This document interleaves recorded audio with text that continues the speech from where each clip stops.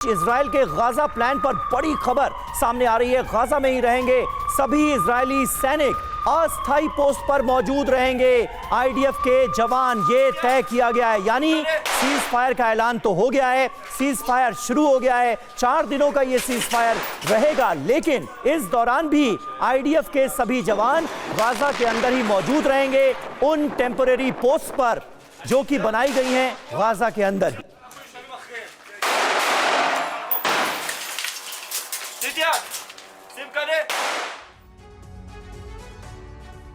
तो अब सवाल ये उठता है कि जब तक सीज फायर होगा, इस दौरान इजरायली सेना क्या करने वाली है, क्या स्ट्रेटेजी रहने वाली इजरायली सेना की। बिग वॉल का हम सीधा रुख करते हैं। सभी जवान गाजा में ही मौजूद रहेंगे, जो इस वक्त खबर निकलकर सामने आ रही है। इसके अलावा क्या कहा जा रहा है, इजराइल डिफेंस फोर्स ने कई सुरक्षित ठिकाने इस वक्त बना रखे हैं। यानी जब तक सीज फायर होगा, हालांकि तब तक होल्ड, लेकिन स्ट्रेटेजी पर काम।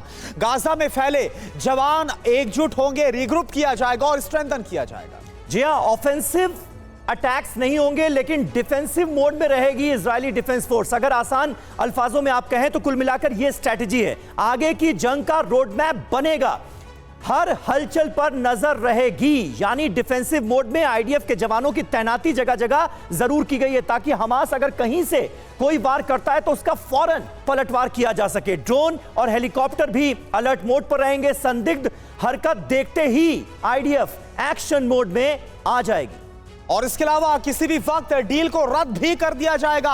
यह हमने सुना, जो आईडीएफ के प्रवक्ता है डैनियल हगारी, उनकी तरफ से भी इशारा किया गया था। बाकी बंधकों का पता लगाने की लगातार इस दौरान हमारी कोशिश होगी। डील खत्म होते ही एक बार फिर से विध्वंसक ताबड़तोड़ हमले शुरू हो जाएंगे। इस बीच एक और बड़ी खबर, हमास का सुरंग नेटवर्क ध्वस्त किया गया।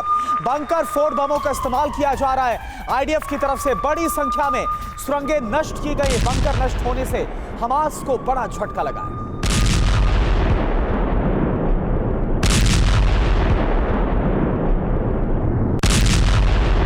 और इस बीच आपको बता दें, बंकर बस्टर बम का एक और वीडियो सामने आया। हमास की सुरंग किस तरीके से तहस नहस हुई है, उसकी तस्वीरें सामने आई हैं।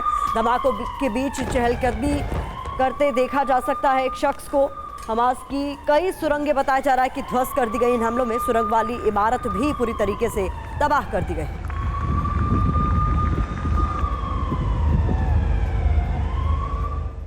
वो सुरंगें जो अब तक हमास की ताकत थी, उनका चक्रव्यूह टूटा है। और अब हमास ऐसे में क्या करेगा, कई सवाल उठ खड़े होते हैं। आईडीएफ ने हमास के सुरंग नेटवर्क को दरअसल ध्वस्त कर दिया और इसका बड़ा दावा भी किया जा रहा है। सीज फायर से पहले अल-शिफा की सुरंग को पूरी तरीके से तबाह कर दिया गया है। इसके अलावा आईडीएफ डिवीजन 36 और याहलूम फोर्स ने इसे ध्वस्त किया है, ये जानकारी भी सामने आ रही है। टनल तबाह करने के लिए बंकर बस्टर बम का इस्तेमाल किया गया है।